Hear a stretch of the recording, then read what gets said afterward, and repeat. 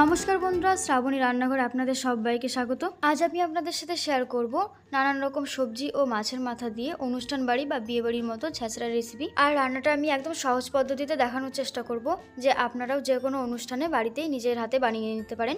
পুরো ভিডিওটা দেখবেন, আশা করি আপনাদের খুব ভালো লাগবে। প্রথমে আমি সমস্ত সবজিগুলো কেটে নিচ্ছি। এখানে অনেক রকম সবজি আছে, কুমড়ো, পুঁই শাক, পটল, বেগুন, আলু। প্রথমে আমি কুমড়োটা চৌকো চৌকো করে কেটে নিচ্ছি, খুব বেশি বড়ও করছি না, আবার খুব ছোটও না, মাঝারি সাইজে করে কেটে নিচ্ছি। তারপর পটলগুলো কেটে নেব। পটলের খোসাটা কিন্তু পুরোপুরি ছাড়িয়ে নিচ্ছি না, পটলের ওপরটা হালকা করে চেঁচে লম্বালম্বি করে টুকরো করে নিচ্ছি।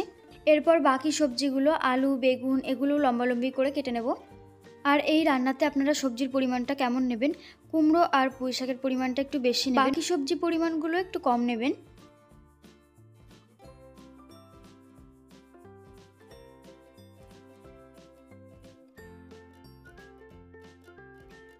সমস্ত সবজিগুলো কেটে নেওয়া হয়ে গেলে সবজিগুলো ধুয়ে নিয়েছি পরিষ্কার করে।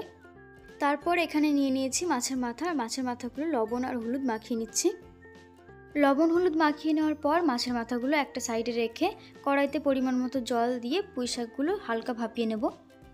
পুঁই শাকগুলো 1 থেকে 1.5 মিনিট মতন একটু ভাপিয়ে নিয়ে উঠিয়ে নেবেন। আর পুঁই শাকের ডাঁটাগুলো যদি একটু বেশি শক্ত হয়, এর থেকে বেশি সময় একটু ভাপিয়ে নেবেন। পুঁই শাকগুলো আমার খুব ভালোভাবে ভাপিয়ে নেওয়া হয়ে গেছে, এবার উঠিয়ে নিচ্ছি। একটা ঝাঁঝরির সাহায্যে পুঁই ডাঁটাগুলো উঠিয়ে জল ঝরিয়ে একটা আলাদা পাত্রের মধ্যে রেখে দিচ্ছি। তারপর কড়াইটা আবারও বসিয়ে দিয়েছি, আর একটু বেশি করে সাদা তেল দিয়ে দিয়েছি। প্রথমে পটলগুলো দিয়ে দিচ্ছি। আর এই রান্নাটা যদি একদম অনুষ্ঠান বাড়ির মতন করতে চান, তাহলে সমস্ত সবজিগুলো এরকম ডুবো তেলে ভেজে নিতে হবে। আর যদি এই রান্নাটা একদম ঘরোয়াভাবে করতে চান আর কম তেল খেতে চান, তাহলে কম তেলে সবজিগুলো হালকা করে ভেজে নেবেন। পটলগুলো ভাজা হয়ে গেছে, আর ঠিক এরকম একটু লাল লাল করে ভেজে নিয়েছি। এবার দিয়ে দিচ্ছি বেগুনগুলো ভেজে নিই। এই একই রকমভাবে সমস্ত সবজিগুলো একটু সময় নিয়ে আলাদা আলাদা করে ভেজে নিতে হবে।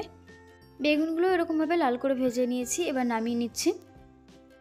এবার দিয়ে দিয়েছি কুমড়োগুলোও এই একই রকমভাবে লাল লাল করে ভেজে নেব। কুমড়োগুলো ভাজা হয়ে গেছে, এবার উঠিয়ে নিচ্ছি। কুমড়োগুলো ভেজে নেওয়ার পর এবার ভেজে নেব মাছের মাথাগুলো। একে একে তেলের মধ্যে সবকটা মাছের মাথা আমি দিয়ে দিচ্ছি। এবার আস্তে আস্তে মাছের মাথাগুলো ঘুরিয়ে ফিরিয়ে 2 সাইড লাল লাল করে ভেজে নেব। মাছের মাথাগুলো খুব ভালো করে ভেজে নেওয়া হয়ে গেছে, এবার উঠিয়ে নিচ্ছি। এবার এই একই তেলের মধ্যে দিয়ে দিচ্ছি 2টো গোটা শুকনো লঙ্কা, তেজপাতা ও একটু বেশি করে 5 ফোড়ন। তবে সমস্ত সবজিগুলো সাদা তেলে ভেজে নেওয়ার পর রান্নাটা যদি আপনারা সর্ষের তেলে করেন, তাহলেও কিন্তু ভালো হবে রান্নাটা। ফোড়নটা থেকে মিষ্টি গন্ধ ছাড়লে একটা মাঝারি সাইজের পাতলা করে কেটে নেওয়া পেঁয়াজ দিয়ে দিলাম। পেঁয়াজটা কিন্তু একটু ভাজা ভাজা করে নিতে হবে। পেঁয়াজটা একটু ভাজা ভাজা হয়ে গেলে দিয়ে দিচ্ছি আদা বাটা ও রসুন বাটা, সঙ্গে কাঁচা লঙ্কাও একসাথে বেটে নিয়েছি। আর রঙের জন্য দিয়ে দিচ্ছি অল্প পরিমাণে কাশ্মীরি লঙ্কার গুঁড়ো। এবার এই সমস্ত মশলাগুলো 1-1.5 মিনিটের মতো কষিয়ে নেব। 1 মিনিট কষিয়ে নেওয়ার পর ভাজা মাছের মাথাগুলো দিয়ে দিচ্ছি। মশলার সাথে মাছের মাথাগুলো এভাবে নাড়বেন আর খুন্তি দিয়ে এরকম করে ভেঙে নেবেন। খুব ভালো করে কষিয়ে নিয়ে ভেজে রাখা সবজিগুলো দিয়ে দেবেন। ভেজে রাখা সবজিগুলো দিয়ে দেওয়ার পর স্বাদ মতো লবণ দিয়ে দিচ্ছি, আর পরিমাণ মতো হলুদ গুঁড়ো দিয়ে দিচ্ছি। এখন থেকে কিন্তু সবজিগুলো খুব বেশি ঘাটা যাবে না, আলতো হাতে নাড়তে হবে। অল্প সময় সবজিগুলো নাড়িয়ে সেদ্ধ করে রাখা পুঁই শাকগুলো দিয়ে দিচ্ছি। পুঁই শাকগুলো দেওয়ার পর সমস্ত সবজি ও পুঁই শাক একসাথে মিশিয়ে নিয়ে গ্যাসের ফ্লেমটা মিডিয়ামে রেখে ঢাকা দিয়ে কিছুক্ষণের জন্য রান্না করে নিতে হবে।